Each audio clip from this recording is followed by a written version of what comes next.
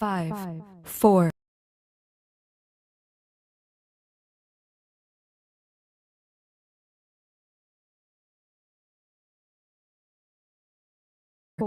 3, 2, 1.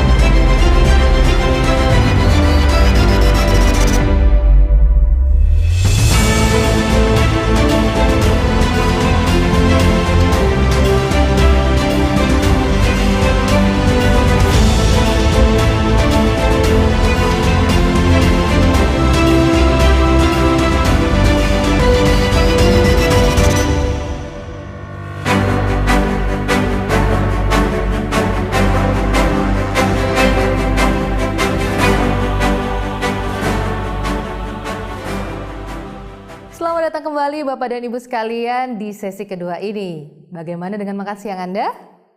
Ya, semoga dengan rehat sejenak tadi Bapak dan Ibu sekalian sudah siap ya untuk mari bersama-sama kita memulai sesi kedua ini.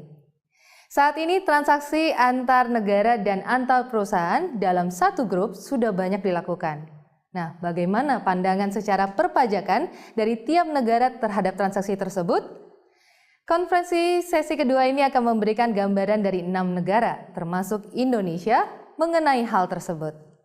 So, let's begin this session from Mr. Mark Alms, Managing Director of Alvarez and Marshall, Taxand in New York, USA.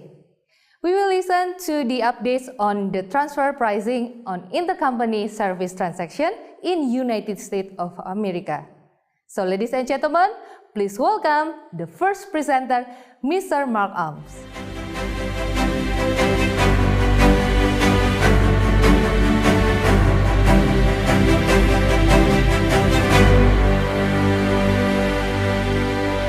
Hello, and thank you for joining me today for this discussion on transfer pricing for services transactions, with a focus on the United States today.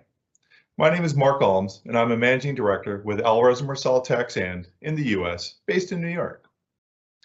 I would first like to acknowledge the special occasion of this meeting, and on behalf of A&M Taxand, congratulate PB Taxand for 25 years of excellence. As we mark this special anniversary, it is really a testament to the outstanding professionals at PB Taxand who deliver the highest quality tax advice day in and day out. And of course, to the leadership team and their guidance of the firm's continued growth over these 25 years. A special thank you also to Henrietta, Alice, and Pramana for inviting me to speak today and to join this webinar in this celebration. It is my distinct honor to speak with you today. Let's now turn to the topic of the day, transfer pricing for services transactions. Before we dive into a few examples, a brief overview of the tax law as it applies in the US. And we won't go into detail here, as I know this can get quite nuanced and US tax rules can become quite complicated. So the idea is really just to provide a brief overview of the framework. And as we go through the discussion, we'll look to point out some of the key differences between the US regulations and those that you might find in the OECD or as applied commonly in other countries. The statutory provision for transfer pricing is governed in the US by what's known as Section 482.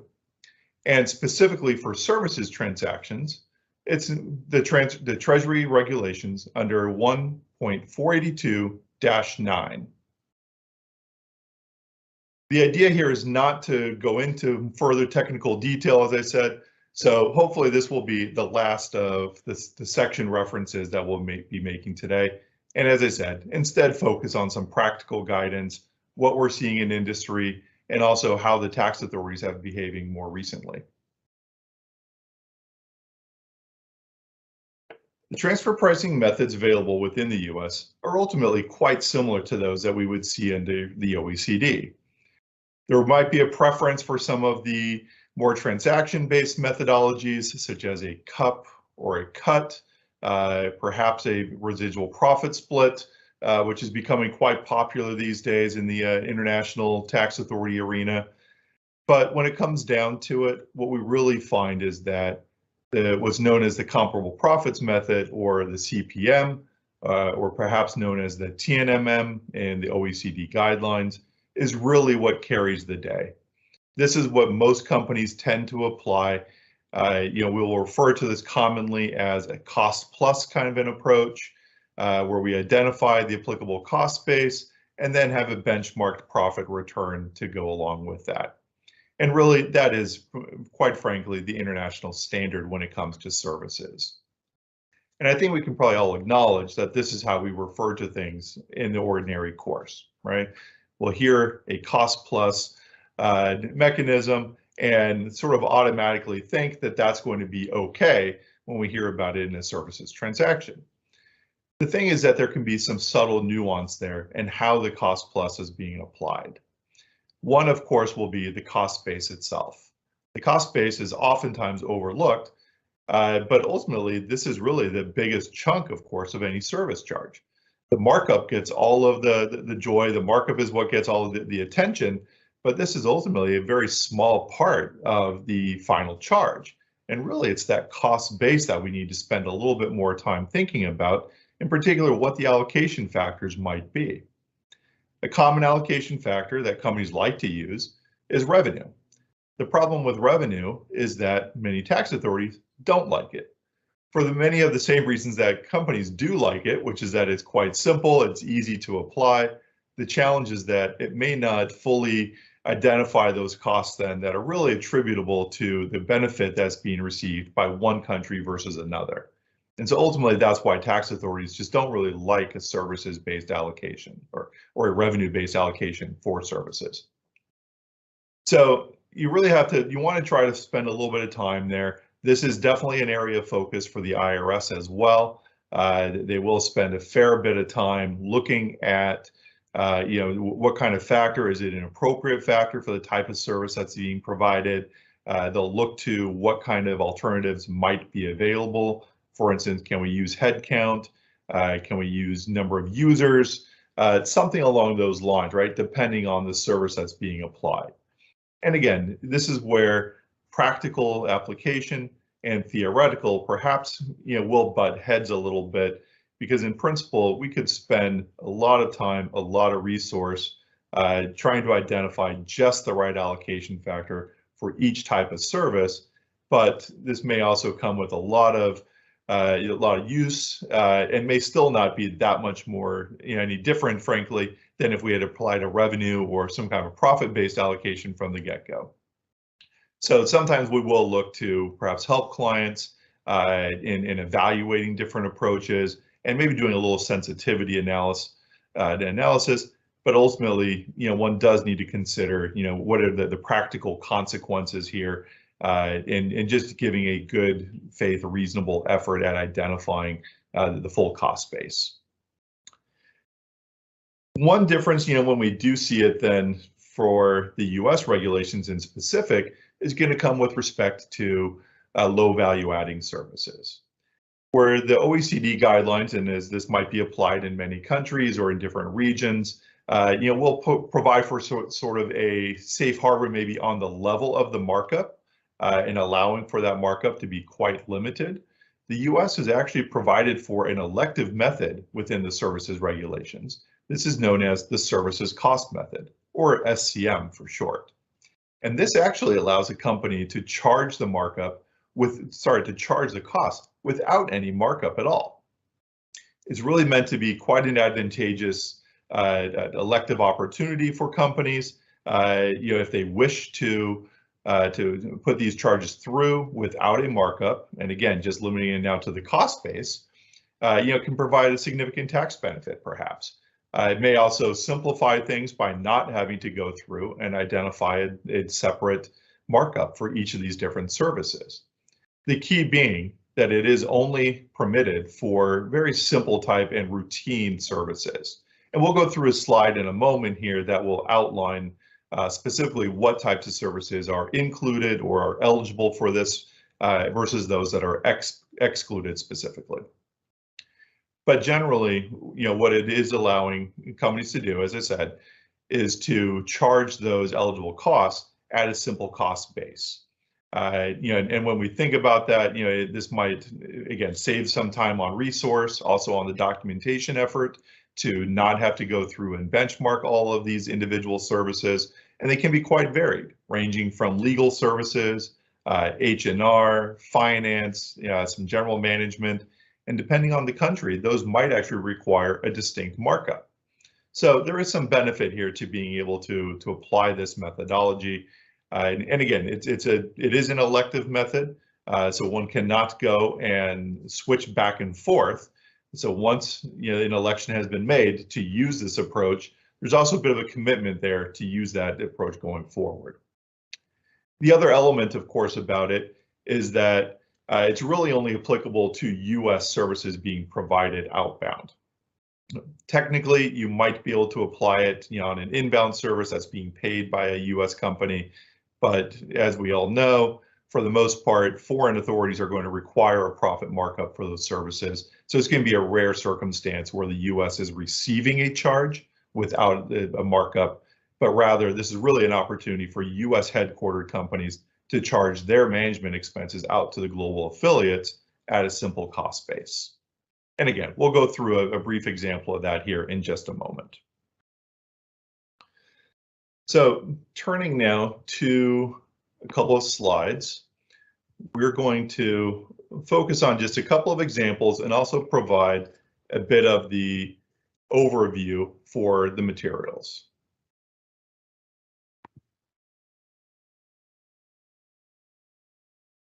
Again, just going over the brief set of guidance. As you will see, the methods that are available to companies under the U.S. regulations are very similar to those as under the OECD. We have our profit-based methods, and then we also have our transactional-based methods. As I mentioned, in practice, we rarely find transactional-based comparables that are really going to apply here.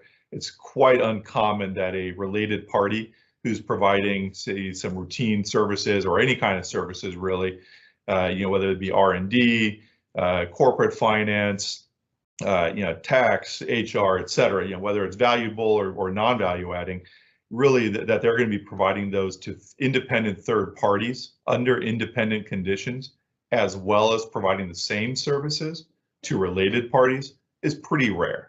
So we generally find that the profit-based methods, the CPM or TNMM, is really what's going to hold the day when it comes to services.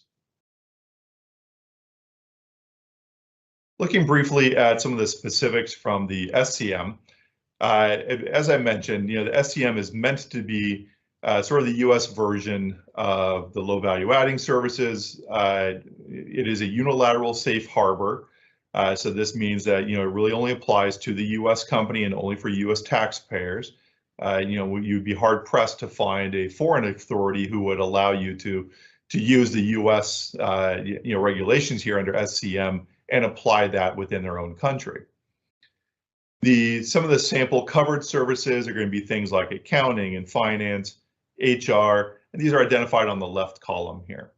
Information technology, accounts payable and accounts receivable, things of that sort.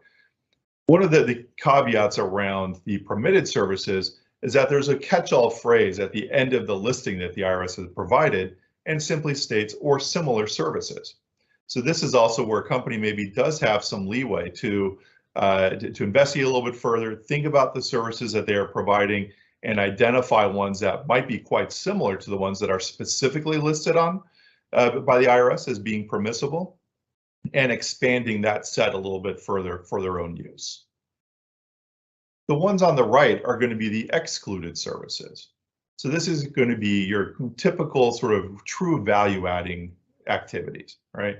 Things like manufacturing and production, distribution and selling, R&D, insurance, construction, real engineering kind of work. This is all specifically excluded from coming under the SCM, and these are simply going to require a profit element. And I think we can all acknowledge that this would be required in pretty much all jurisdictions. So taking a look just here at a sample service flow, what we have here is a simple structure where and I've identified it with the principal company being in the middle there in the light blue. We've got a provider of R&D services that's above it, that's providing contract development work for the benefit of the principal company to further develop the IP. We've got some manufacturers within the group that are below the principal company. They're going to be operating on a contract manufacturing or perhaps a toll manufacturing basis. And then we have some distributors. And for purposes of this example, I've identified the distributors as being local entrepreneurs, meaning that they're going to license the rights to distribute within their markets and pay some fees back to the principal company, so they are not being guaranteed any kind of target margin. So let's break these down here briefly. The R&D services, as we just noted, these are going to be specifically excluded from treatment under the SCM.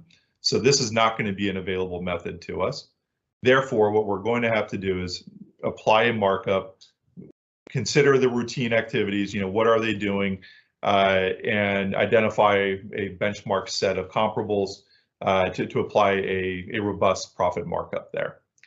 When it comes to R&D, as in other countries, one of the important things is, of course, also to consider whether or not that IP is truly sitting with the principal company and that the R&D service provider is not the one who's actually owning the R&D after it performs its work. So we do want to make sure that that principal company is the one that's engaging in all of those key activities, has management and control over the IP, and is the one that ultimately bears the full risk and responsibility for the success or failure of the IP. Next, let's briefly consider the manufacturers. Here what we're looking at is a routine manufacturing in this set. So I think, under ordinary circumstances, we would treat this with a cost plus markup. Again, identify a benchmark set to establish that profit set for the manufacturing companies. Here too, I think one of the things that we would be wanting to look out for, is there any particular know-how that's actually being developed by the manufacturing company? Anything in the way of process enhancements or know-how that, for instance, that one manufacturer is developing and that's somehow being made available to other manufacturers in the group. This is something that could be providing or creating some IP in the name of a manufacturer. So we do want to make sure that we're keeping an eye on that the principal company is, again, engaging in any kind of oversight of such developments so that it can lay claim to being really the owner of that IP. We've certainly seen many situations where that oversight has not existed, and ultimately where we found that there was, in fact, some IP sitting in some of the manufacturing affiliates around the globe. So you do want to take care of, around this, especially as things develop, perhaps as new product lines come on board. We want to check that manufacturing company is really just continuing to operate as a routine manufacturer and is not undertaking any kind of additional risk to build out the production line or to otherwise engage in some kind of more valuable engineering or other kind of services that might benefit the broader corporate company. And lastly, we have the distributors. And again, in this case, I've set them up as being local entrepreneurs. And what this means is that they'll pay a license fee back up to the principal company for the right to distribute the products. They are not guaranteed any kind of a fixed income level. And it also means that some of those management services that are being provided by the headquarter company, and in this case, let's just assume that they are providing routine management services, HR, perhaps some basic finance assistance. They're doing things like employee manuals, things that are pretty routine. So as a US-based principal company, they would now have the option to either apply the SCM, go through those rules that we talked about before, and consider if it makes sense for them to apply those charges at a simple cost, or alternatively, they could determine that they want to actually apply a markup and instead do a benchmark for those types of services and apply an arm's length markup on top. Again, this is something that will be at the option of the principal company, and they can go through that analysis and just document their position, and of course then document all the other elements. As we've talked about before, documentation is really a key when it comes to services transactions. You want to make sure that the allocation factors are being well supported, that the cost base itself is being well supported, and we really just want to be sure that we can fully support everything that's going on within that company and within those service charges. So with that, I know I may have exceeded my time here today, and the idea, of course, is not to go through an exhaustive set of examples, of how the U.S. transfer pricing rules would apply. But I hope you found this helpful, and of course, we're always happy to assist in evaluating such transactions. This is certainly an area of focus, for the IRS, as it is for many other countries in the world. It is quite difficult for companies sometimes to really identify the costs accurately. And again, this is really the area that I see coming up quite frequently within an audit context. Not so much the profit markup. I know we all love to look at that, but it's really about that cost base. So again, recommend to take a close look at that and reach out to your local PB Taxand professional to help in supporting that. Thank you very much again for asking me to participate today. It's been really my pleasure, and I wish all the best of luck and all the success in the world for PB Taxand for the next 25 years. Take care.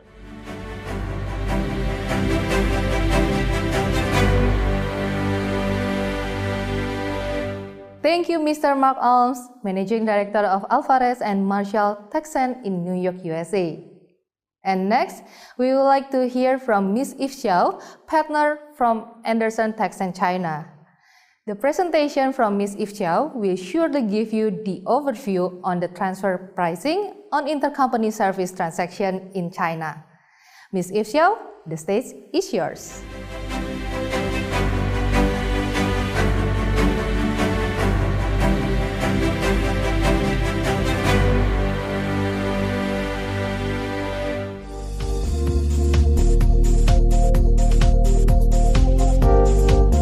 Good morning, ladies and gentlemen. Thank you for being with us today. I am Eve Xiao from Henderson Taxand. First of all, congratulations to PB Taxand for 25th anniversary. 25 years is a quarter of a century. This planet has changed a lot during the past decades. It's a milestone and truly a great success as one of the leading firms in Indonesia. I've known some of my fellow colleagues in PB Taxand since 2007 during our Asia meeting. It's been a pleasant journey working with you guys, and I'm honored to be here with you today. I am a partner of Henderson Taxand. We are based in Shanghai, providing tax, finance, customs advisory services. We also have an office in Beijing. I mainly focus on the corporate tax and transfer pricing practice. Our firm was established in 2004, which is a bit younger than PB Taxand, and we look forward to working with you in future. Today, my presentation will be on the topic of intercompany service charge. I will give a brief introduction from both the regulatory and practice point of view. Please feel free to contact me or my fellow colleagues should you have any questions. Cross-border transactions are under non-trade items and trade items. The trade items are basically import-export of goods. Non-trade items include service fee, royalty, interest, dividend, etc. We will focus on the cases that the Chinese entity will pay out service fee to an overseas entity in this session. The service fee arrangement is quite common practice of MNCs, generally as according to the domestic tax regulations. The service nature could be categorized as shown in this slide. and we've seen in practice the main service nature that would involve in a intercompany service arrangement that would be IT support service, administration and support services, legal, finance support services related. Although the service fee paid to an overseas entity is the expenses of a China entity, but whether it is deductible from China tax point of view is determined by the following criteria, and if one of the criteria is met, then the service fee is to be deemed as non-deductible items. First, the necessity, whether the service is necessary for the Chinese entity's daily operation. The second is beneficial, whether the Chinese entity receiving the services has achieved the earning match the related services cost. And the third is repeatability, whether such service fee has been paid to related parties through other items. For example, if we have the design service fee, such design service fee has already included in the price of imported goods. And the fourth is authenticity, whether the service actually occurred and it should be supported by solid evidence. And the fifth is compensatory. The cost base of the service fee should be calculated properly. And the last is value added, whether the Chinese entity has created value to the services. If the tax authority evaluates expense fits the above criteria and not satisfied the arm's length principle, then such expenses will be adjusted by the tax authority, and they have the power to adjust its expense retrospectively for 10 years. So it's very important to keep all the documents and evidence just in case of any tax investigation. For the tax implications on service fee, it will be subject to a 6% China value-added tax plus 5% surtax of the VAT payable. If the China entity is a general VAT payer, the withholding VAT will be the input VAT for the China entity, and which is deductible against its output. But the surtax are not deductible. And if the services can be defined as offshore services, which is occurred purely out of China with provision of the commitment letter from the service provider and the evidence of the service provision, the withholding enterprise income tax can be exempted. Otherwise, there will be a 5 to 12.5 withholding income tax, depending on the service nature and the judgment of the local tax authority. The detailed withholding enterprise income tax calculation will be defined as the service fee amount times the deemed profit rate times 25% EIT rate. And the deemed profit rate will be in range of 20% to 50% as according to different nature of the services. For any service agreement with the overseas entities, the registration filing with the local tax authority is required. The first step is to register the contracts with the local tax authority within 30 days of the signing date through the tax system. And then after it's registered, a withholding tax filing shall be performed and settled. After that, a tax payment certificate will be received. And for the service fee over $50,000, a payment registration is required to be performed. Only with this payment registration, the bank will release the relevant service fee to the overseas entities. And the follow-up examinations of the tax authority will require additional documents to prove the service provision, the service result, and the service fee cost base, etc. For the case is that the Chinese entity is receiving service fee, it is only a procedure of the bank review. Bank will require, such as the contract, invoices, and service nature, to settle the foreign exchange into the RMB of the. In practice, for those services that are difficult to be defined and categorized into items in the aforesaid slide, Tax Bureau may classify those unsure items into royalty, which might result a higher tax implication. The tax implications on royalty will be the 6% value-added tax and 5% surtax of the VAT payable, as well as a 10% withholding enterprise income tax. And similar to the service fee, if the China entity is a general VAT payer, the withholding VAT will be the deductible input VAT for the Chinese entity, but the surtax are not. Due to the foreign exchange control in China, if the payment is more than $50,000, the payer shall submit tax clearance certificate, payment registration certificate, contract, invoices, etc.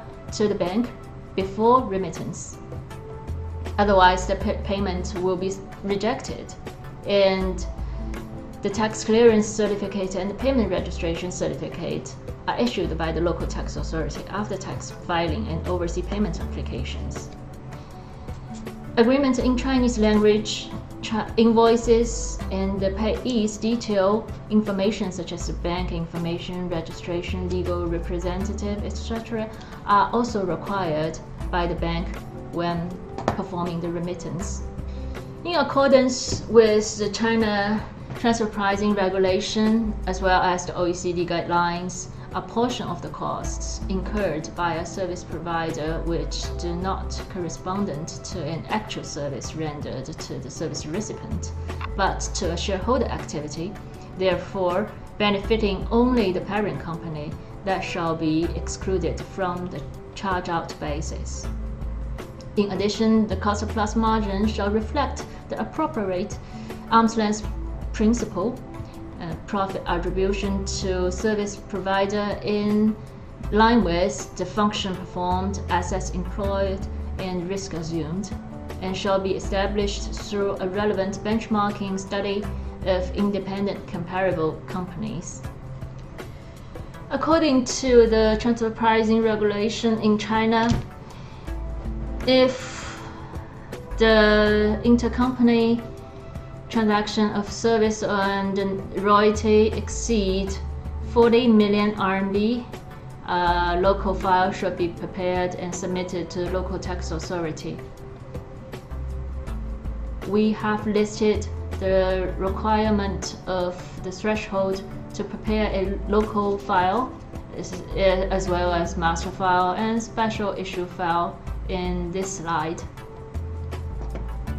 Basically, for goods transaction like buy and sell exceeding 200 million RMB or the service or royalty exceeding 40 million RMB and the purchase of financial assets or intangible assets exceeding 100 million RMB, that a local file is required.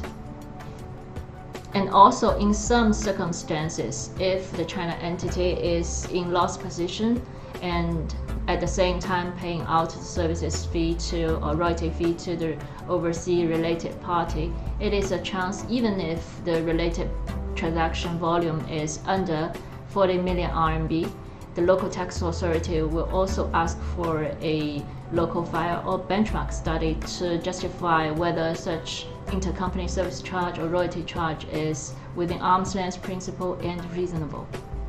China transfer pricing system are basically following the OECD model, and according to Circular 42, the local file would disclose information of the related party service charge, and the information would include the provider and recipient of services, specific content, method of conducting, pricing principle, and form of payment of services, as well as how various parties benefit from the services, etc.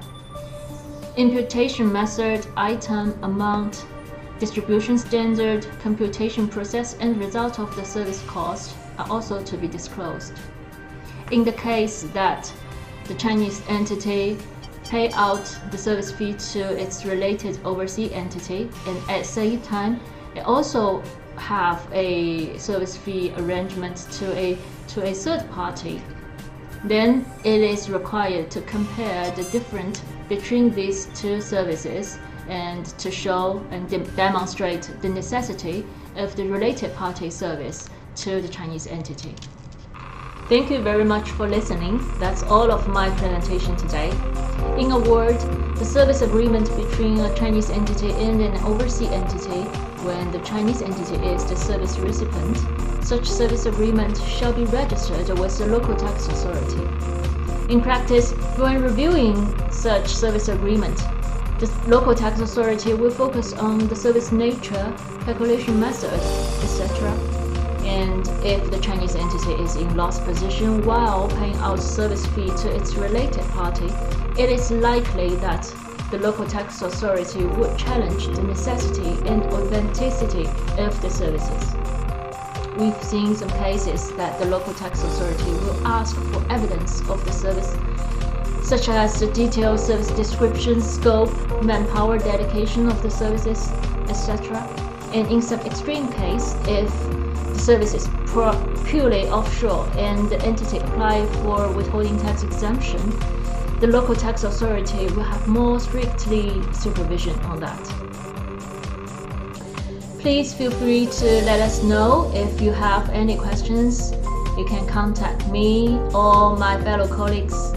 And again, congratulations to PB Taxand for the 25th anniversary, and we look forward to meeting you guys in the near future. Thank you.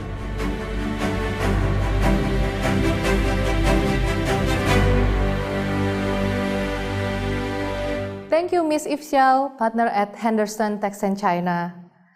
And ladies and gentlemen, for next, let's hear the view from Professor Dr. Xavier Dietz, partner of Luxembourg Taxand Germany, on the key tax to analyze the intercompany service transaction and some case studies.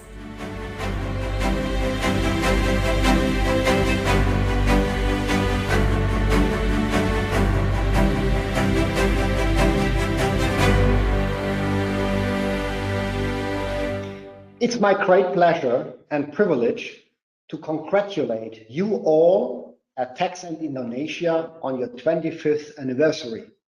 I'm Xavier Dietz. I'm a partner with Luxembourg in Germany, and I specialize in international tax law. Luxembourg is the Taxand member firm for Germany. Together with Henrietta from Taxand Indonesia, I have the pleasure to be a member of the Taxand board. Today it's my honor and privilege to hold a presentation on the topic transfer pricing on intercompany services. All of you know that transfer pricing has developed to the topic number one of tax audits of multinationals. And the key aspect here is how to interpret, how to apply the arm's length principle as described in section 9 of the OECD Model Tax Convention. Of course, the provision of intercompany services is here one key aspect of transfer pricing and is often subject to tax audits with multinationals, and therefore I'm very happy to present you this topic today. I will do that based on a case study, which I will present you in a few minutes. First of all, I would like to start with some general comments on the provision of services in a company group. It's important to distinguish between operational services on the one hand side and shareholder activities at the other hand side. Yeah? The key aspect is here the so-called benefit test.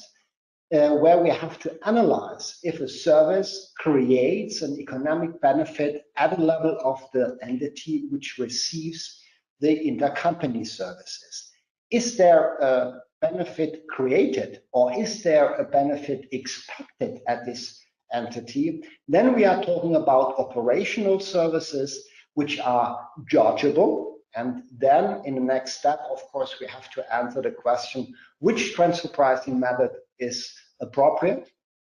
And secondly, we have the shareholder activities. They are non-chargeable because they are in the interest of the parent company and consequently usually do not create a benefit at a foreign subsidiary. The distinction between operational services and shareholder activities is explicitly recommended by the OECD and described in detail in the OECD Transfer Pricing Guidelines 2017. The OECD also refers, like so many other authorities worldwide, on the benefit test, which is the key test to analyze if a service can be charged or not. The principles are also accepted by the EU Joint Transfer Pricing Forum. For the practitioners, it's important to know that in February 2010, the EU Joint Transfer Pricing Forum published a report in which details are described, and for example, they prepared a list with different intercompany services and try to allocate them to chargeable or not chargeable. However, the case study, which we will now discuss, shows that we are often talking about a gray area, so a clear allocation to chargeable or non-chargeable is often not possible from a practical point of view. What are we talking about? I prepared a small case study with a German multinational. The parent company is MGmbH, based here in Germany, and we have a very typical situation with a headquarters based here at the level of the parent company in Germany, and this headquarters provides different kind of services to the subsidiaries worldwide.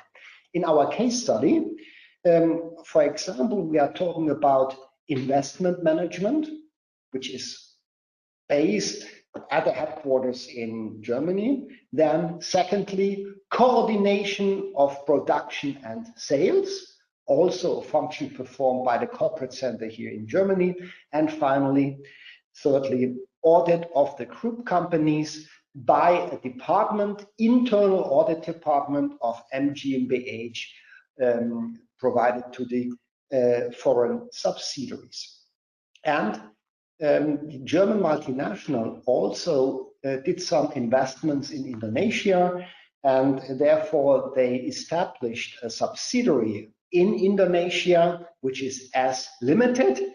And as limited, the Indonesian company is also part of this invoicing process of services based on an indirect method, which means that the costs are collected at the level of the German parent company and are then distributed based on an allocation key to the different subsidiaries worldwide.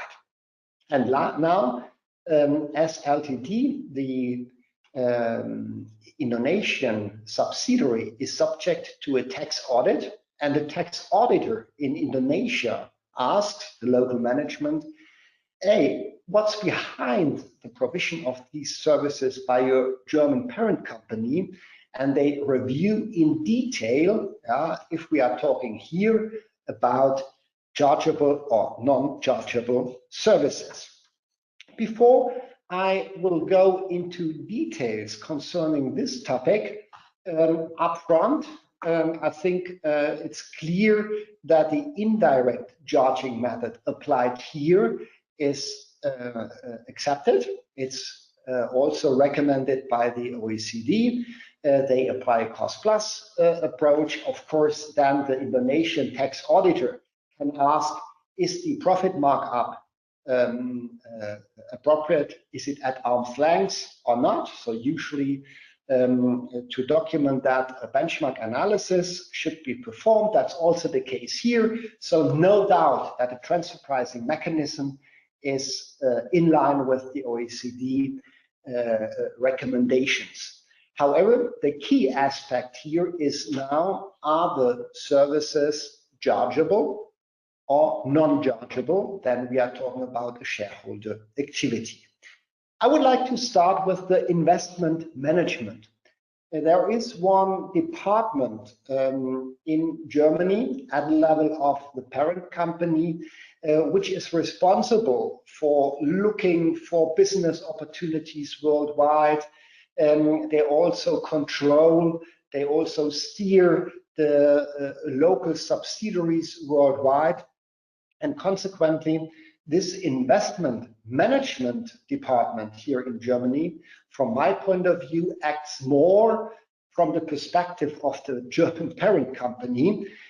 From my point of view, it's a very typical shareholder activity, and I'm sure then that the Indonesian tax auditor will come to a very similar conclusion, that the investment management costs plus profit markup invoiced to the Indonesian subsidiary are not tax deductible because they classify as a shareholder activity. And then it's getting, of course, very interesting, because after the correction of the service fee in Indonesia, it's a situation of international double taxation, which of course has then to be solved because the double tax treaty does not allow that. Yeah? So here you see investment management.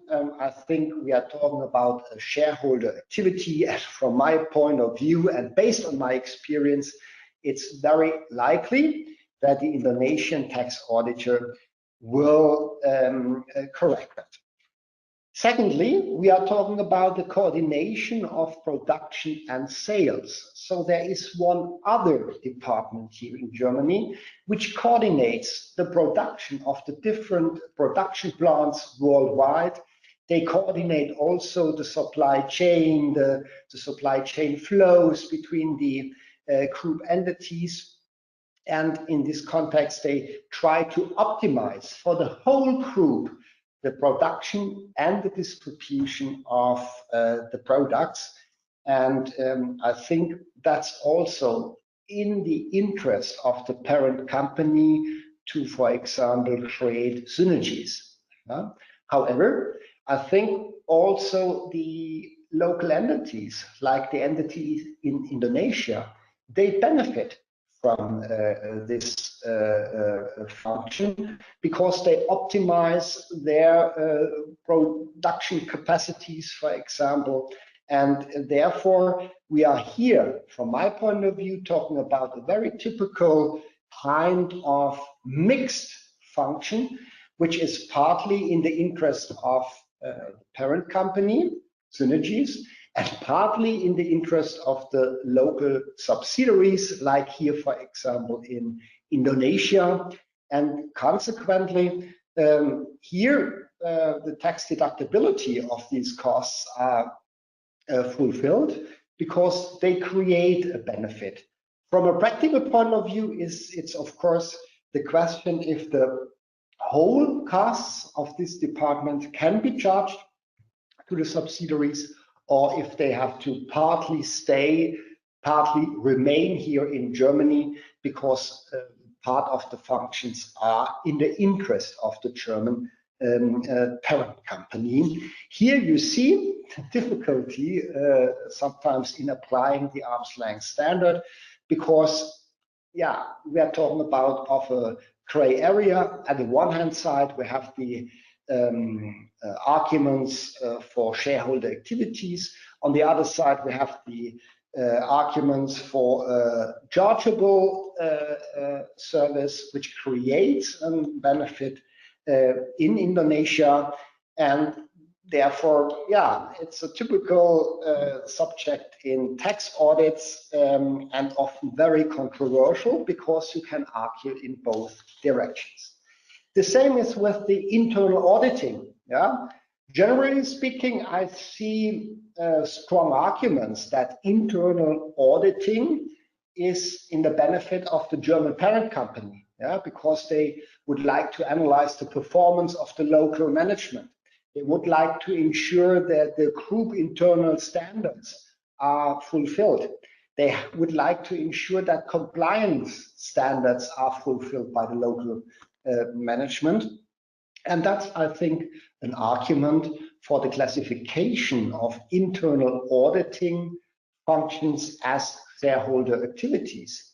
However, if we are talking about services which can also be performed by a consulting company, for example, if we are talking about a compliance case in Indonesia and they engage the German department, the German internal auditing department to analyze this compliance case, yeah, I think that can be also in the benefit of the local entity, because otherwise they have to engage a law firm. They have to engage, for example, Taxand Indonesia. Yeah?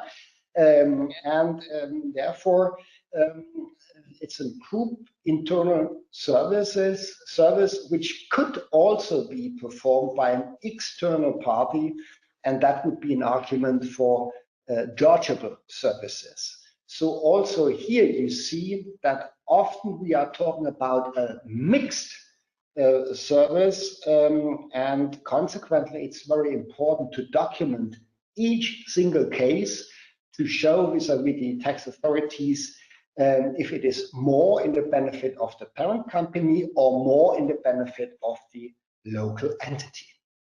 Yeah, also this is a good example which shows the flexibility, but also the problems in applying the arm's length standard from a practical point of view.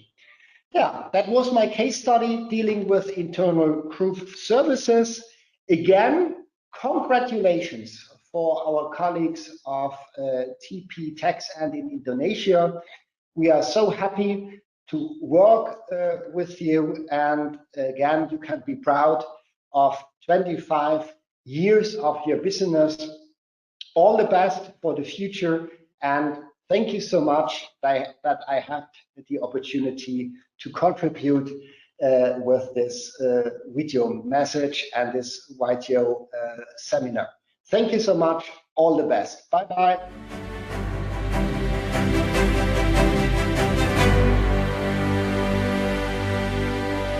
Thank you, Professor Dr. Safir Dietz, partner of Lichtgut Sambrook Taxand, Germany. And having the first three countries presenting different views of transfer pricing on intercompany service transaction, we are sure that Taxand India has its own interpretation. Ladies and gentlemen, please welcome Mr. Suhail Natani, Managing Partner of Economic Laws Practice, Taxand India.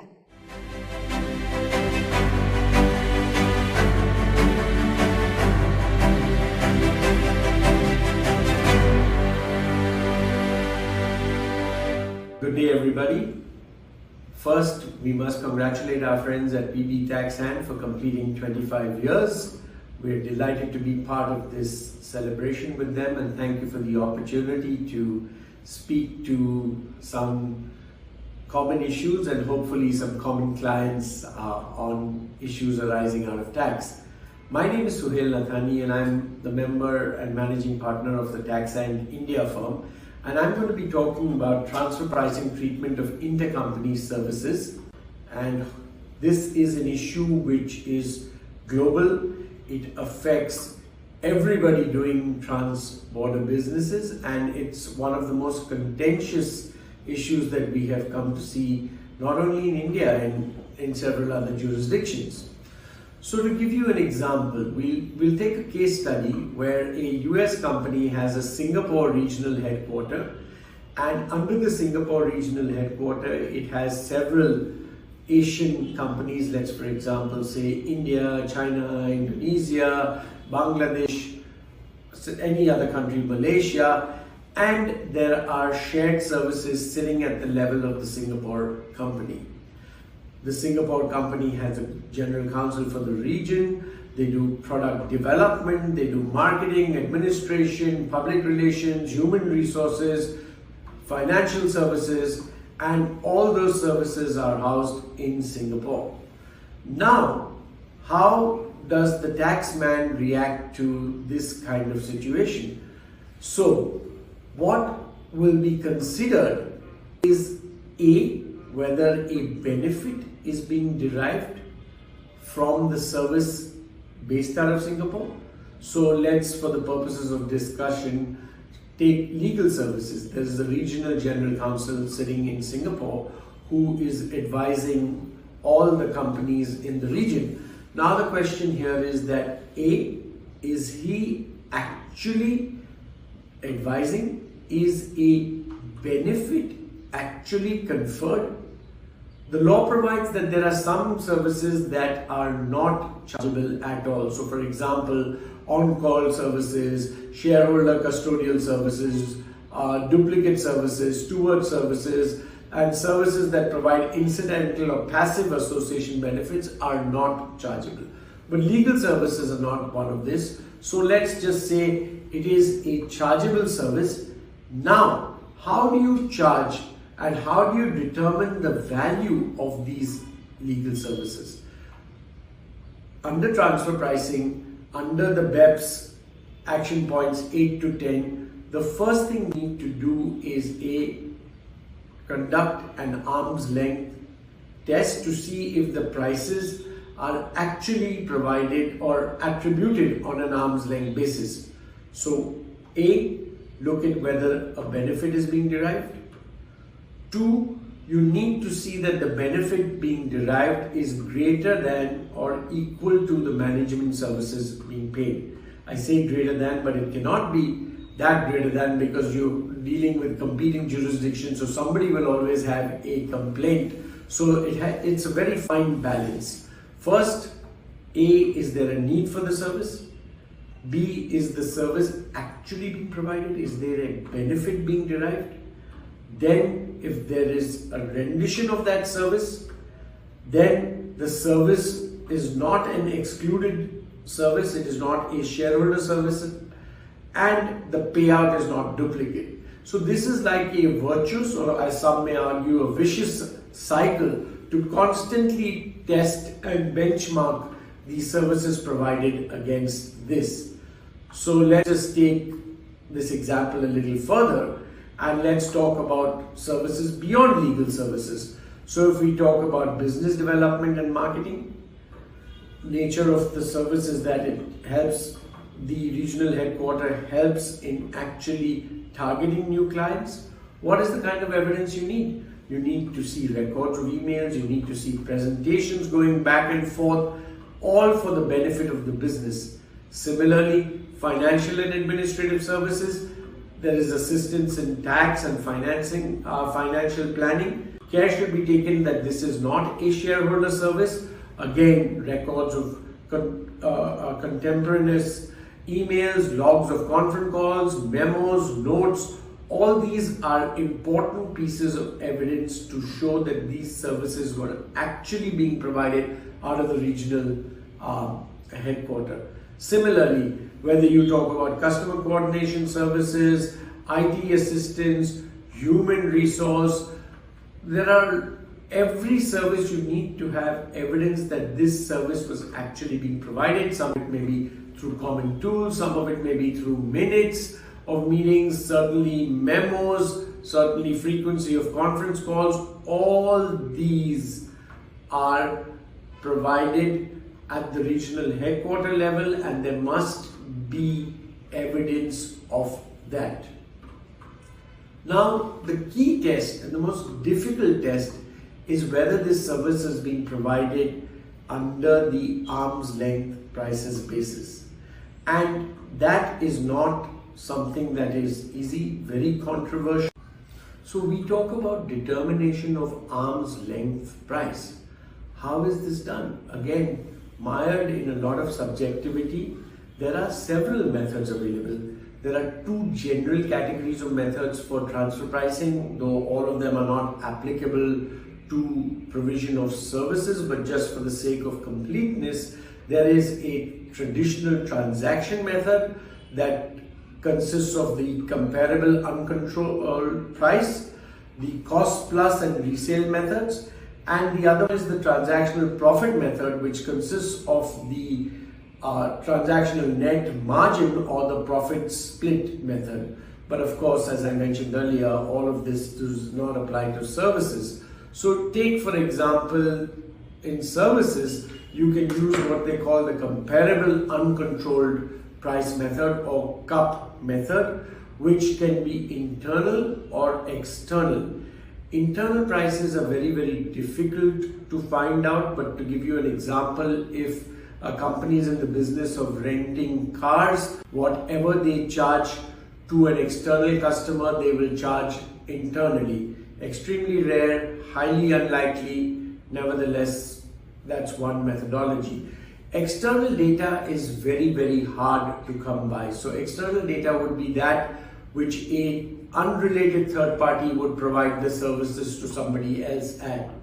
And that is, of course, the most reliable but the most difficult data to come across.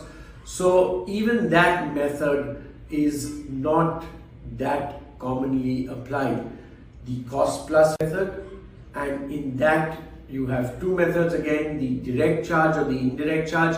So if you buy 1,000 Microsoft or any licenses at a regional level and you distribute them around all the local companies, then you have a direct price method, or you have an indirect charge method. And the indirect charge method again becomes more and more complicated as you go on, and we'll talk about this in the next few slides, but suffice it to say that these two methods are in play. Indian transfer pricing regulations have a reference to intra-group services within the definition of international transactions. However, Indian transfer pricing regulations do not provide any detailed guidelines on calculating the arm's length prices for intra-group services. So what do? Intra-group transactions are very often not identifiable either. So the application of this methodology of the arm's length price depends on the ability to identify and evaluate intra-group service relationships. A comparable transaction must also be determined to be on the market, and internationalization and globalization means that services have become a lot more common across borders. They're very difficult to track, and those need to be identified and then have to be costed. The problem of applying the arm's length price comparison is that CUP method is difficult. You get very complex or elusive systems to apply an internal or an external test. The resale price method is limited in that sense because it only applies to distributors, and an external or internal business comparison to determine the appropriate gross margin often fails due to lack of comparative and reliable data. Then the taxman can use any other method it chooses. This then raises other controversies because it becomes a conflict between jurisdictions. So what is key as you embark on providing intra-company group services is to A, have well-defined services, to have the process well documented, and then have a basis which can be fully justified and documented for carrying out the cost. So to go back to our original example for general counsel services sitting at the regional headquarters, you may do it based on turnover, you may do it based on head count, you can do it based on number of lawsuits, but it has to be well documented and well founded in fact, so it can be justified to the tax authority. Now I will briefly touch upon some Indian judicial precedents in the belief that it will be relevant to several other jurisdictions, because India has developed a large body of jurisprudence around this subject. One, we had a recent case, well not so recent, it was about 5 years ago, where the tribunal in its entirety accepted a methodology which squarely followed the OECD. So the court was of the view that, look, this is as defined in the OECD and the process must be upheld, which is a great precedent, brings certainty, but unfortunately not all facts can be covered by OECD commentary. So we have to look at other methods. One encouraging case in India which came out of a tribunal was talking about whether a benefit had actually been derived, and the court was of the view that it's very difficult to actually place on record the benefit that is being provided, but the structure of the organization inherently shows and reveals that there is a benefit being derived from the structure. So again, if there is a centralized accounting system and none of the regional offices have accounting system, then it is evident that the accounting services are being provided at the centralized level. Again, another case, oral service rendition. You don't need to actually have everything written. Sometimes services are just provided orally, and now with communications opening up and become as wide and varied as they are, that is a distinct and definitive possibility. So the court has recognized the fact that some services may just be provided orally. Again, in another case, a headcount methodology in the Indian context was validated when marketing services on an online basis was being valued. The headcount system became relevant for that. And finally, which we have been emphasizing not only in India but in every jurisdiction, documentary evidence is absolutely key. So I did talk about services being provided orally, but it will become that much easier if there is a document backing up this provision of this service. So important to have very, very robust documentation. We can go on and on this complex subject. There is a lot of subjectivity. There is a lot of national jurisprudence on this. I will just conclude now by saying that this is one of the more complex areas of transfer pricing, one of the most contested areas, but it is reality, and we all need to have our organizations following certain basic methodologies on documentation, on clarity, on certainty, of course, to the extent possible, to reduce the uncertainty and the tax disputes. With this, I would like to end. Once again, congratulating our friends at PPE Taxand for completing 25 years, and with a good wish to all of you to stay well and stay safe, especially in these times. Thank you.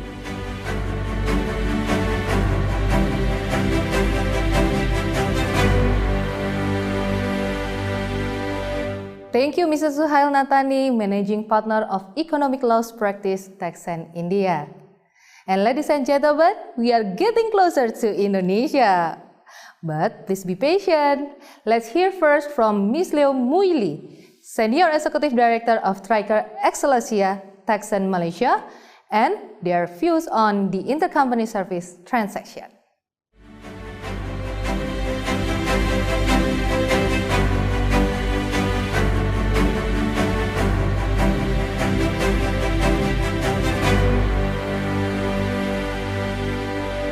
Dear PB Taxand, happy 25th anniversary. To Henrietta and team, congratulations on achieving this wonderful milestone. Hello everyone, my name is Muili and I represent Taxand Malaysia. I'm honored to be speaking at this event. My topic today focuses on transfer pricing and the tax treatment of intra-group services transactions. I will be speaking from a Malaysian perspective. So as you know, intra-group services are services which are provided by one member of a group company to another member of the same group of companies. So here we are looking at related party transactions for the provision of services. And there is intra-group services covers a wide array of services. So it can be items such as corporate services, IT, finance, HR, procurement, and so forth. It is very often that these array of services are packaged together as management services. So in Malaysia, we pretty much follow the same principles as set out in the OECD transfer pricing guideline. So in our own transfer pricing guidelines, we set out what are chargeable functions with respect to intra-group services. So chargeable functions are functions which provide commercial or economic benefit to the recipient, whereas non-chargeable functions would be items like duplicative functions, shareholder, custodial, or investor relationship type functions, incidental benefits, as well as passive association. So I will talk a little bit more about what I mean by commercial or economic benefit to the recipient.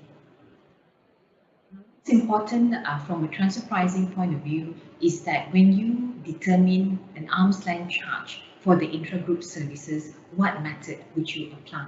So the most commonly applied method is the cost plus method. So here we are looking at cost being total cost comprising direct as well as indirect costs plus an arm's length markup. So that arm's length markup needs to be determined based on a benchmarking study. And in Malaysia, what is important is that not just the benchmarking study, but then how is that cost then reallocated to the service recipients. So the cost which is determined needs to be allocated using allocation keys. So, and the allocation keys need to follow the nature of services being rendered. Right. So I'll come back again on what we mean by allocation keys that can be used. So in Malaysia, as far as intra-group services are concerned, there are no safe harbor rules in our legislation.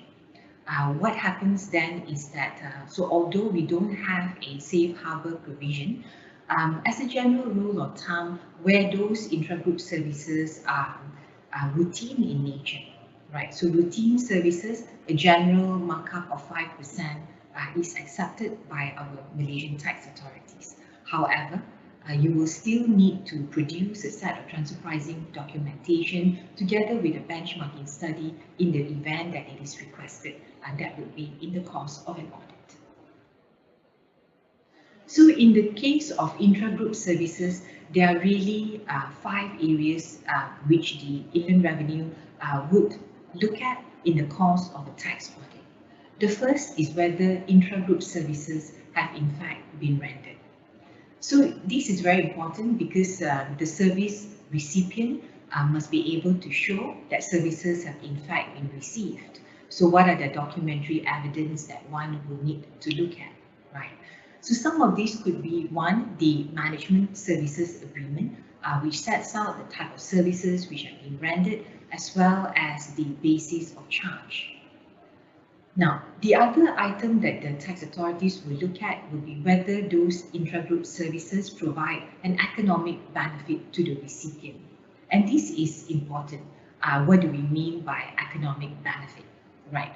So in a general sense, economic benefit means that from the recipient's perspective, these services that the recipient receives would allow or enable the recipient to enhance sales, for example, become more cost efficient, that's another example, or develop new products or businesses.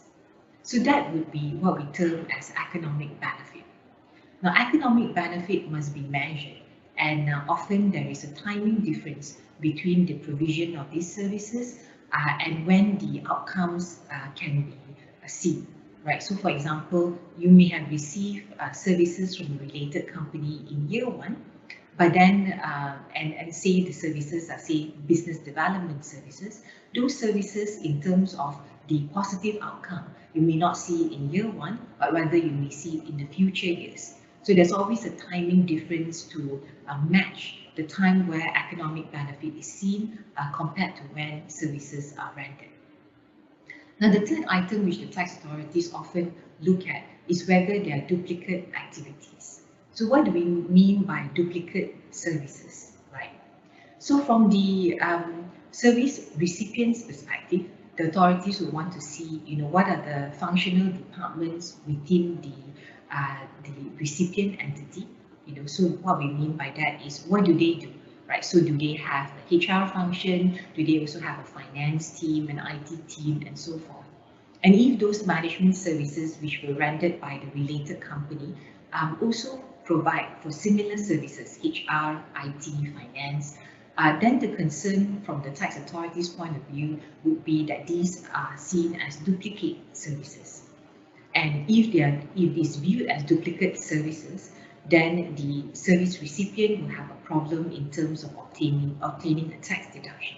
So it's very important to be able to differentiate the services acquired from the related party compared to those which are provided by the service recipient locally, right? So as an example, I talk about finance team. So even if the local entity or the Malaysian entity has a finance team, so the idea then is to differentiate the finance services that it performs for itself compared to the services which is rendered by the related entity. So at the local level, it's possible that these are just bookkeeping services, right? Whereas from the related company level, it could be treasury management services or financial risk management services. So they can be viewed as different. So long as you're able to differentiate the services, then you will be able to show that these are not duplicate services. Now, the fourth area which the tax authorities will look at is the cost, right? So we talked earlier about the most common method, which is a cost plus method. So here we need to determine the cost, and often it is questioned what comprises cost, what goes into cost. And in the course of a tax audit, very often we will need to give a detailed breakdown of costs that has been incurred from the service provider's perspective. Now, the other item when we talk about cost plus is, of course, the allocation keys. So the allocation keys that are used, in general, our tax authorities does not accept a single allocation key. For example, if one were to use revenue as a single allocation key, then that will surely be challenged. The reason being that revenue as a single allocation may not necessarily commensurate with the level of services that are actually rendered. So what is expected is depending on the nature of services. So for example, if we have HR services, then it could be allocation key could be the number of headcount at the service recipient entity. Whereas for IT services, then it can be the number of computer users at the service recipient level. Right. So it's important to make sure that the allocation keys are reasonable with respect to each of the services that are being rendered. Now, the fifth item, which is typically looked at, is benchmarking. Right. So we talk about cost plus model, and that plus needs to be substantiated through a benchmarking study. And often, if the service provider is a foreign entity, then what happens is that the foreign entity may have its own transfer pricing document with its own set of comparables, but those are foreign comparables. From a Malaysian tax perspective, there is a need to make sure there is a local comparable set, and this is just as a sanity check to make sure that we comply with the local transfer pricing requirements. Now, the other things that will be challenged in that benchmarking is, of course, the use of loss-making comparable companies. In general, if a comparable company were to make losses on a consecutive basis, which means 3 years of consecutive losses, then such a company will not be accepted by the tax authority. Right? There is also a timing at the time when we do our TP study. So our TP study in Malaysia needs to be done on a contemporaneous basis, which means it needs to be done 7 months after the close of the financial year end. So if the company's year end is 31st December, then it needs to be completed by July the following year. At the time when the transfer pricing study is being undertaken, the data for benchmarking may not be the most recent. So usually we have a 1-year lag. So for example, if you're trying to get your financial year 2020 transfer pricing documentation done, you will only have data for 2019. But unfortunately, when it comes to a tax audit, that audit will always happen in a couple of years' time. So during that time, the 2019 data would be available.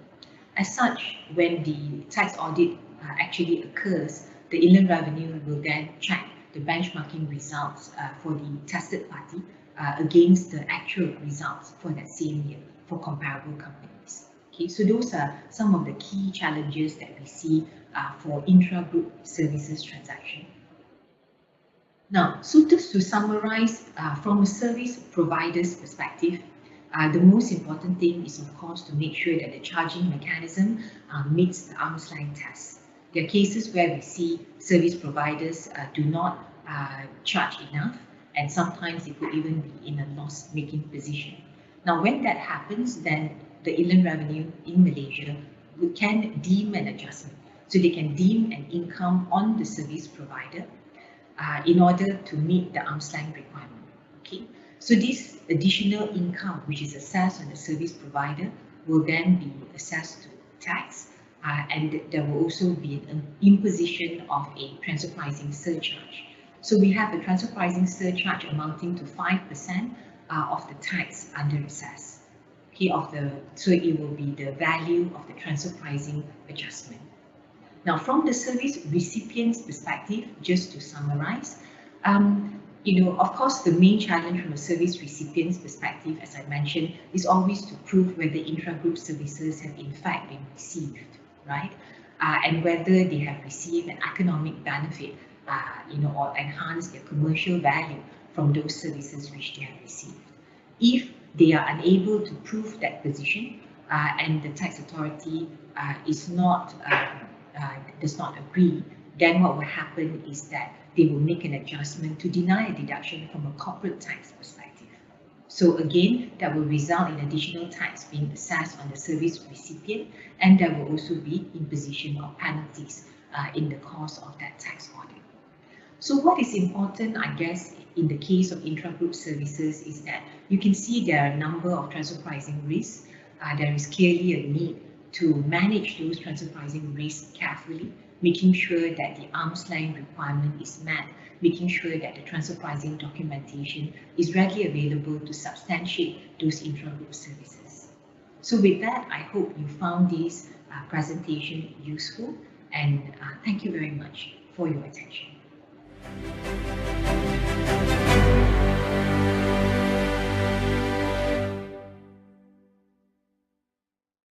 Thank you, Ms. Leo Muili, Senior Executive Director of Triker Excelsia Taxand Malaysia. And ladies and gentlemen, we have traveled virtually around the world today, but eventually we will return to our beloved country. Now, please welcome Mr. Permana Adi Saputra, Vice Managing Partner of PB Taxand.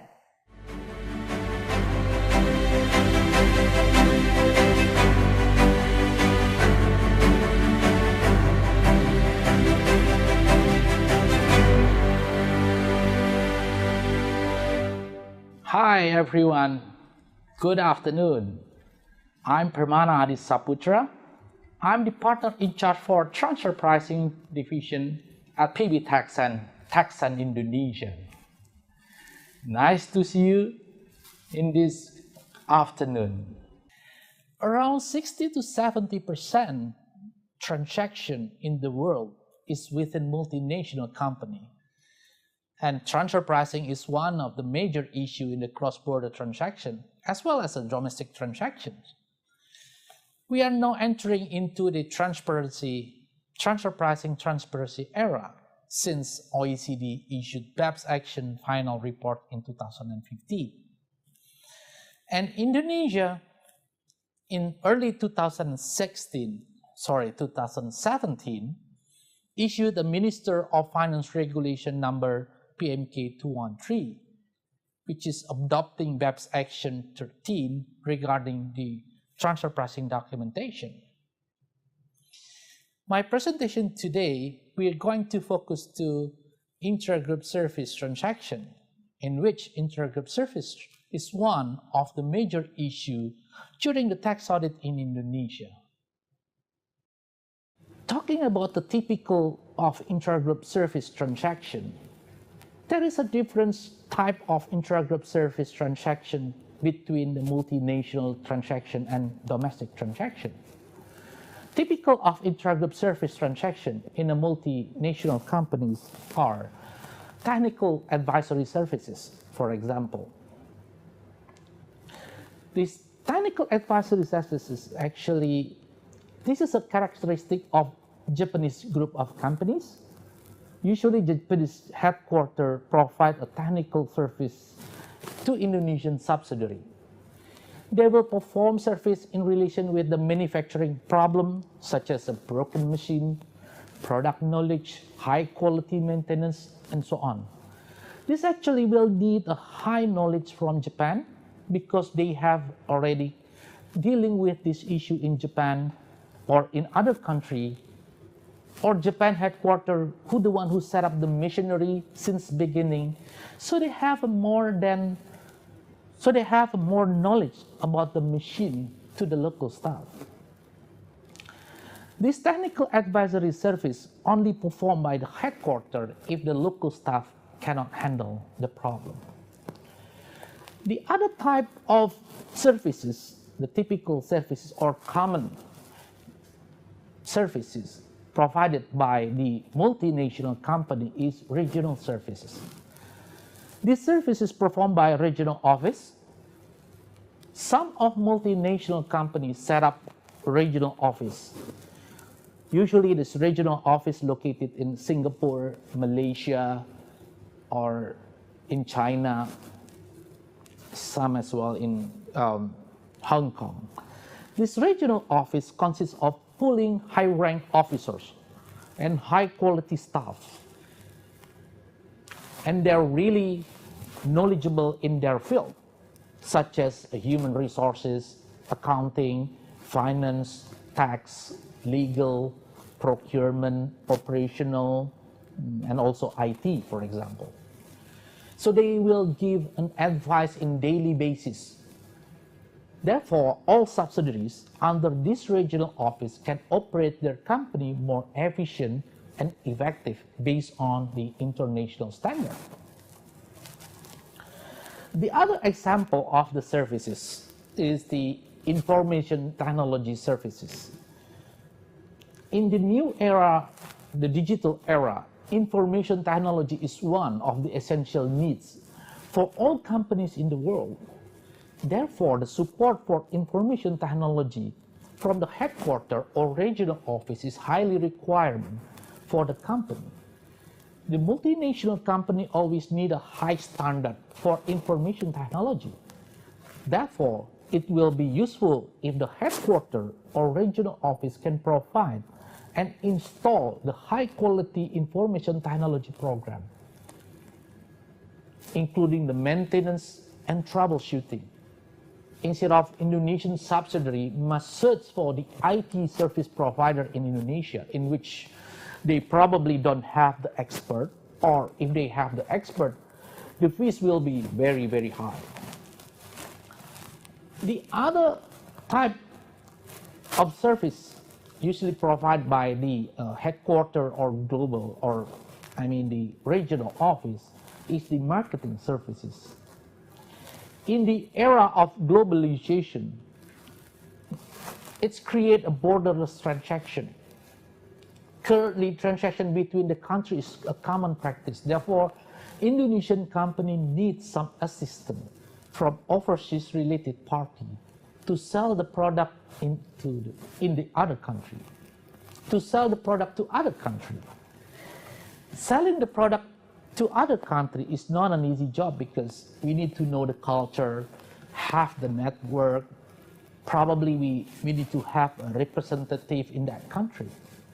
So in order to get a new customer, maintain the existing customer in that country, Indonesian company need to engage the overseas related party to perform the activities. Again, as I mentioned earlier, there are two types, which is multinational and domestic. So for domestic transaction, the typical of intragroup service is a management service. Usually, the parent company provides management service to subsidiaries in order to assist the subsidiaries to run the company. The typical scope of work of management services are cover almost all functions of the company. As I mentioned earlier, like the regional services, this is like the human resources, accounting, finance, tax, legal, procurement, operational, and information technology.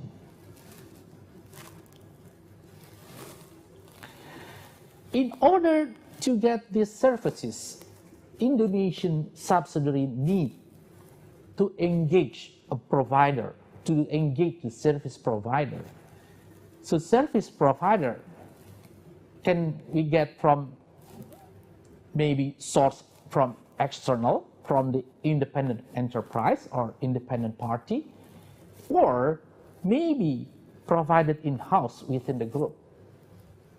In order to make a decision whether the company wants to use the independent enterprise or in-house within the group, there are a lot of variables to consider. The first variable actually is related to the capabilities. Whether group have the capabilities to provide those kind of services, or independent enterprise who the one who has a high capability to provide these services. That's number one. And then number two, whether the company itself, they can provide based on their own resources to do the function. So they don't need to hire a service provider, they can do it by themselves. And the third one, definitely the cost itself. Whether using the independent enterprise or using in-house within the group or using their own staff to perform this function, is it going to be very costly or is going to be cost efficient? So in order to decide whether we need to hire service provider or we will conduct by ourselves, we need to consider those variables. Cost efficient, effective, and capability.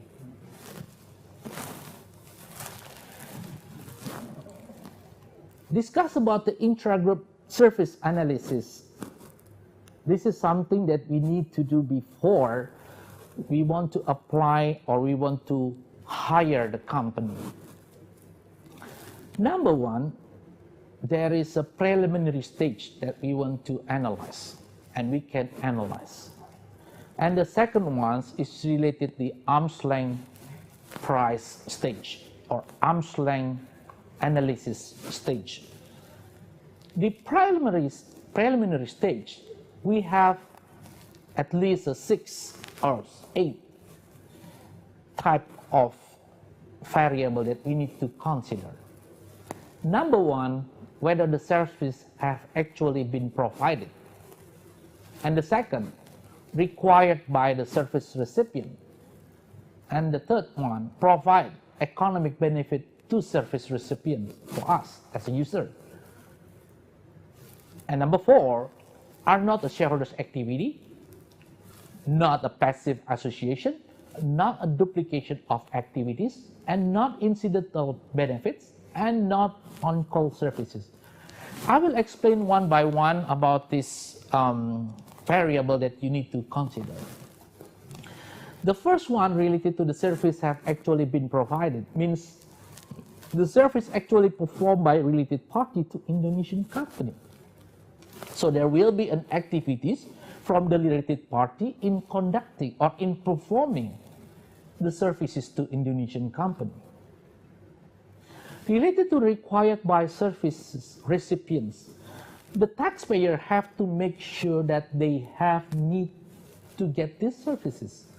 If the Indonesian company don't have need, the service they will pay for nothing, and at the end will reduce the tax payment. So this is going to be a consideration of the tax auditor.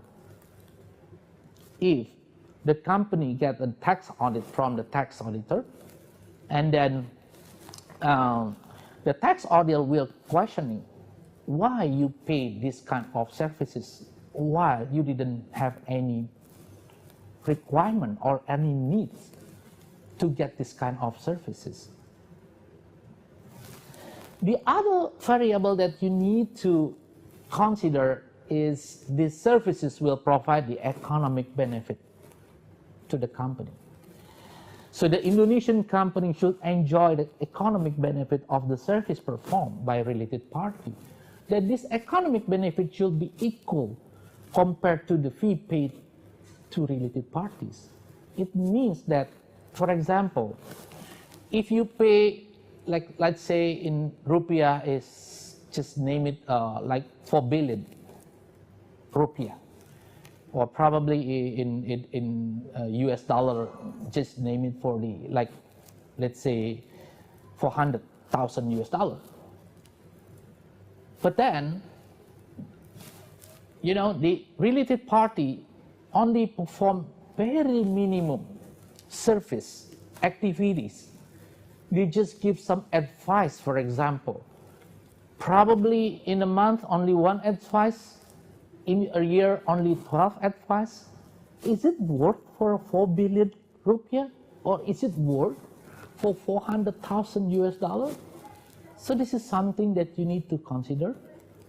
And also you need to consider what kind of economic benefit that you will enjoy. Whether this advice will be creating value for the company. Is there any benefit received by the company? And number 4, as I mentioned earlier, is related to the shareholders' activity. Shareholders' activity is a service which is intended for activity of parent company. In a certain condition, parent company will charge costs of service to its subsidiary, although the subsidiary does not need the service, and the company will not pay the service if there is no special relationship. And this shareholder activity is actually for the need of the parent company, not for the need of the subsidiary. The other one variable that you need to consider is the passive association.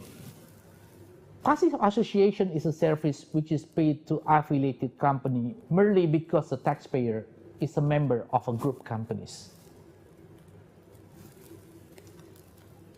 And the other one, I think this is a quite interesting one because we are facing a lot of issue during the tax audit. It's related to duplication of activities. Duplicative services are services performed by member of group of multinational company, creating duplication of activities performed by Indonesian company alone or by the third party. So it means when the member of the group of multinational company, they are performing the services, however, this activity actually already performed by the third party, or this function is already conducted by Indonesian company alone. So it's creating a duplication of activities.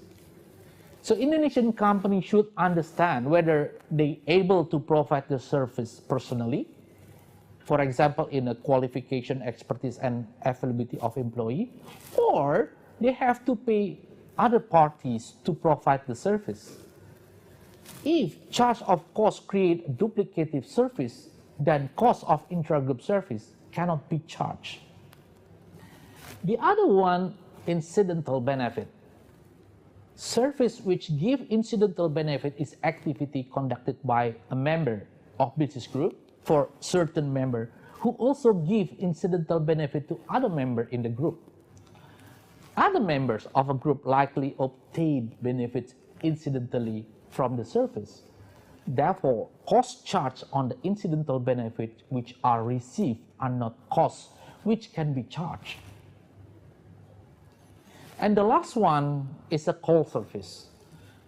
On call service, is service provided by one of members of business group, usually a parent company, which is always available anytime needed by member of the group. Or if provided by the independent parties, the service will be charged with a special cost to guarantee its availability. As I explained on the 1, 2, 3, 4 to 8, in the event that the taxpayer is unable to prove based on the preliminary stage I mentioned earlier, the aforementioned transaction shall not meet the arm's length principle intragroup service analysis. So therefore, the tax office may make adjustment and total adjustment on that particular transaction. So as you see in the slide, some of activities are not allowed to be charged to Indonesian company, such as a shareholders activity, passive association, duplication of activities, incidental benefits, on-call service. So in the next 3 slides, I will share with you the example of the activities which are not allowed to be charged. Number 1, as I mentioned earlier, is shareholders activities.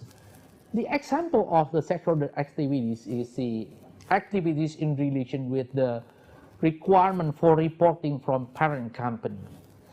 So it's already a common that the parent company, some parent company, not only common, is an obligation for the parent company to prepare a consolidated financial statement. So in order to prepare the consolidated financial statement, the parent company needs some inputs from the subsidiaries company. And probably shareholder will assist the company, the Indonesian subsidiary, in order to prepare this consolidated financial statement. So in this context, these activities is including, or these activities we can categorize as a shareholders activities. Therefore, the parent company, they not allowed to charge this cost to the subsidiary. The second example for the shareholders activities is activities relating the status or legal structure of parent company. For example, if the company, they going to have like a shareholders meeting, for example, or there is transaction like share sales of the company, which is actually, this is the activity from the parent company. Although involving the shares of the company, but actually the transaction is within the parent company, with probably with other party who wants to buy or acquire the shares of the company. So this activity actually is considered as a shareholders activities. The other example for the shareholders activity is actually related to the raising funds. For example, these raising funds to be used by parent company itself in the context of acquiring the other business or branch. So because this is for the needs of the parent company cannot charge this cost to the subsidiary. The example for the duplication of activities Indonesian company has made capital and operating budget analysis independently. However, in the same year, its parent company also charged the same cost of service on capital and operating budget analysis to Indonesian company. So this kind of duplicative activities, in a certain case, the Indonesian company, they have a capability because they have a pooling of finance team, which is they have a very high quality of finance team. And they already provide the capital and operating budget analysis with a very thorough analysis on the financial effect, financial condition of the company. So if the parent company, they also perform the same activities, they also made an analysis on the capital or operating budget analysis. So this will create a duplicative activities. The other example that I want to share with you is related to the incidental benefits. This is a case like I want to give some brief, like a group having centralization of information technology. So company A installs a new computerized system to handle order in company B related party. And company B sells its product to the third party and also to company C. Turn out that company C as related party. So the company B sells to third party and company B also sells to company C. Yeah? As I mentioned earlier, company A install new computerized system to company B, right? Efficiency of the new system of company B makes company C can reduce overhead costs in the form of reduction of employee of purchase department incidentally. So the company C obtain benefit incidentally from the services which are performed by company A, right, to company B. Company A, in this case, is not deemed to provide service to company C. And company C will not contribute to charge of implementation of new system at company B because activity performed by company A are aimed to fulfill demand of company B. So can you imagine of this, right? Again, I will explain a little bit more. Company A install the new computer system to company B. Company B provide or produce the product and sell this product to company C and also to the third party. And because this new system, company C will benefit incidentally. And then they will get a reduction on costs.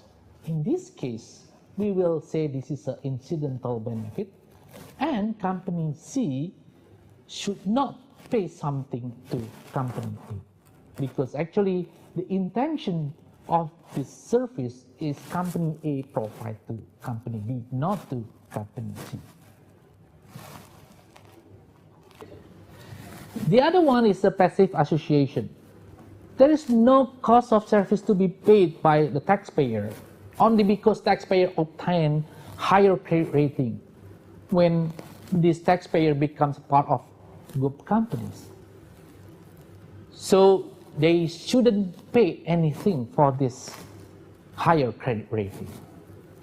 The other one is an on-call service.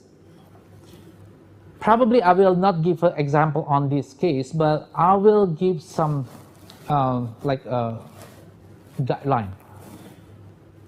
The on-call service cannot be charged if, number one, is the potential demand of the service is very small, and number two, benefit obtained from the service is insignificant, or on-call service can be obtained anytime immediately. As I mentioned earlier about the intragroup service analysis, there are two stages that you need to understand. Number one is the preliminary stage, and then the second one is the application of arm's length principle stage. In the application of arm's length principle stage, there are 6 activities that you need to conduct. The first one is identifying related party transactions and related party itself. And then the second one is conducting analysis on the industry, identifying commercial and financial relationship between taxpayers and related parties, conducting comparability analysis, determining the transfer pricing methodology, and the last one is the applying the transfer pricing methodology. So in determining the arm's length price for chargeable intragroup services, we need to consider the function analysis, because we need to understand whether this services is actually routine or administrative services, or the service actually classified as unique and high value services, including services which use valuable intangibles. So these two services will make different analysis, because as per OECD guideline for routine and administrative service, or probably for low value added services, there are a certain guideline in the OECD for the low value added services, in which, based on the OECD guideline, they provide a reference of the markup of 5%. So probably some of the tax auditor or some of the tax authority may adopt this practice in the regulation, but not in Indonesia. We don't have any those kind of regulation. So there is no certain safe harbor for this particular transaction. And the other one is the charging approaches. In relation with the intragroup service, there are 2 types of charging approach. The first one is a direct charging, and then the second one is indirect charging. So for direct charging, the price of a specific service is already identified, because the taxpayer will receive, or we get performance from the related party directly, so we can understand what kind of charging that we can get, because they will provide only service for us, service for the company. So there will be a direct charging for that particular services. But in relation with indirect charging, there will be a group of people in which this group of people will perform to the several subsidiaries. So in order to give a charge to these subsidiaries, especially for Indonesian subsidiaries, so there will be a portion of the total price of centralized service based on a relative benefit to each recipient. In this case, the Indonesian company, for example. So in relation with the TP method used in Indonesia, based on the Indonesian transfer pricing regulation, there are 3 methodologies accepted in order to analyze the intragroup service. The first one is a comparable uncontrolled price. The second one is a cost plus method. And then the third one is a transactional net margin method based on cost. So these 3 methodology is acceptable, and this is the most common methodology also used by Indonesian taxpayer in order to determine the charging of intragroup service within the group. As I mentioned earlier, there is no safe harbor clause on TP regulation in Indonesia. Now we will discuss on the last discussion is related to the case study. The common issue on the intragroup service transaction are classified to type of transaction is a transaction on the multinational transaction and domestic transaction. So usually Indonesian subsidiary for the multinational companies will pay certain fees for the services. So in the view of Indonesian company, it's become an expenses. The common issue on the intragroup service transaction from Indonesian company paying fees to the parent company overseas, number one is the economic benefit on the transaction. And number two is the actual cost and cost allocation of regional charges. I will explain in detail regarding this on the case study that I will explain after this. And the other one for domestic transaction, they will see on the both side, expenses side and also the income side. So the common issue on the domestic transaction is duplicative activities, shareholders' activities, or the service fee is not arm's length. I believe for duplicative services and shareholders' activities, I already explained earlier during the explanation on the preliminary stage.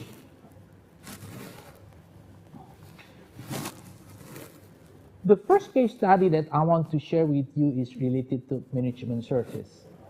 For example, if you can see in the chart, in the slides, the ABCPT Ltd as a service provider will provide a management service to PT ABC. PT ABC is a service user. This is the tested party or audited party. And both have a special relationship. After conducting the audit, the tax authority's opinion, they said that taxpayer did not provide a sufficient supporting documents to prove the existence and economic benefit of the transaction in perspective of service user.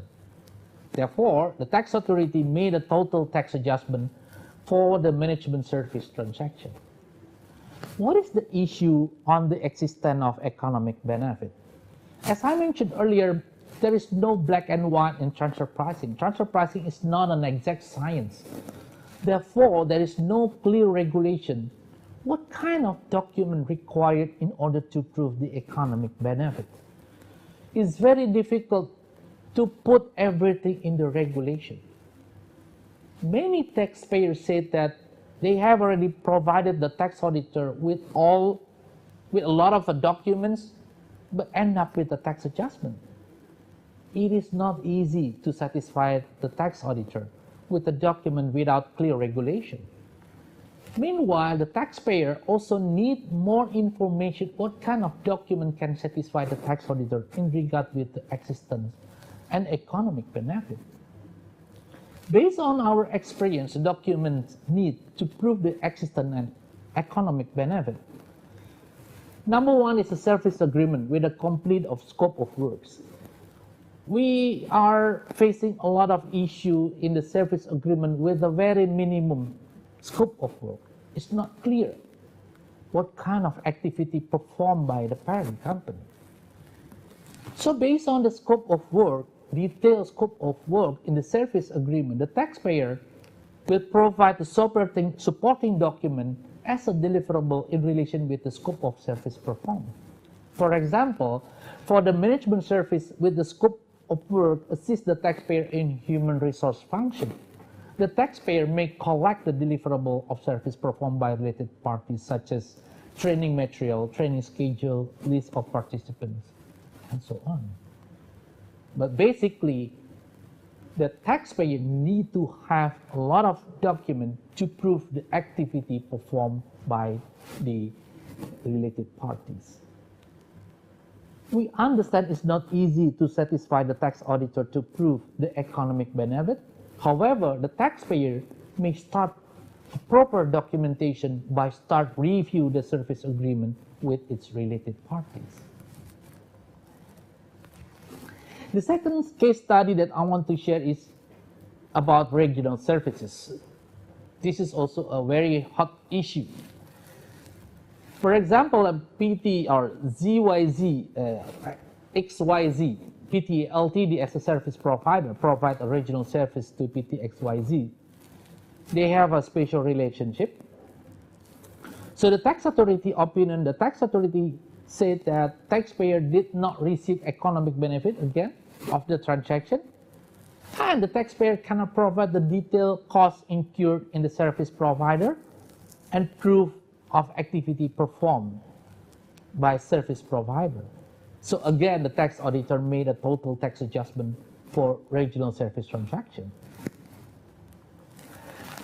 So the major issue in the regional service to prove that the service really needed by the taxpayer, because most of the service provided by the regional office are advice, review, judgment, and approval, with a very high knowledge and long experience of the group of people in regional office.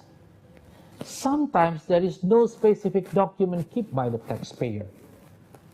The other issue is related to the cost incurred in the regional, because sometimes it is very hard to get detailed costs from regional office. And the second, if the taxpayer has already get the document, it's not easy to convince the tax auditor about the detailed cost itself.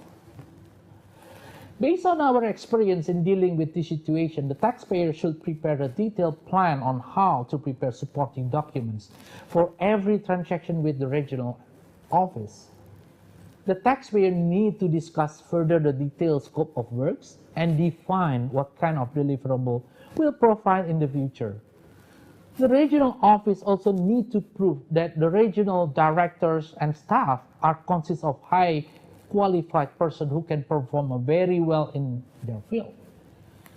In regard with the cost, the regional should provide a clear and detailed cost structure and make sure that all costs has already allocated properly based on the right cost driver.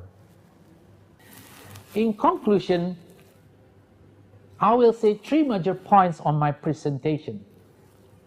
Number one, we got a lot of transfer pricing challenge in the intra-group service transaction for the past 10 years. Number two, the major issue on the challenge is on preliminary stage, in which related to the existence and economic benefit. And the last one, in order to Indonesian company can handle this issue, we suggest you to review the scope of service of the service agreement with related party and discuss further the qualification of staffs who perform the services, deliverable, and supporting documents to prove the activities performed and economic benefit received. Thank you very much and see you on the next Taxand webinar event. Good afternoon.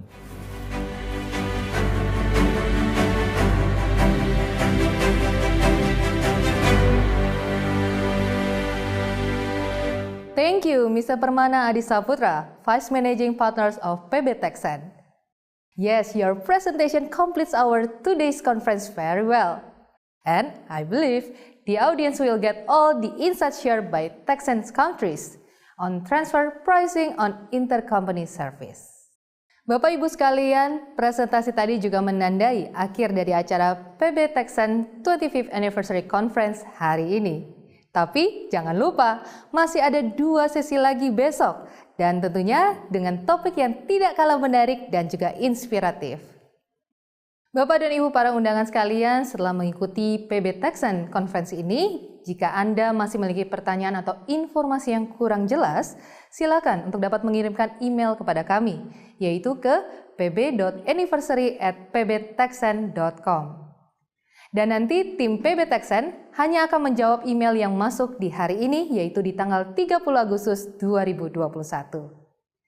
Sekian dulu untuk kebersamaan kita hari ini, dan akhir kata saya Jessica William pamit undur diri. Sampai jumpa lagi besok di pukul 10 pagi. Bye-bye.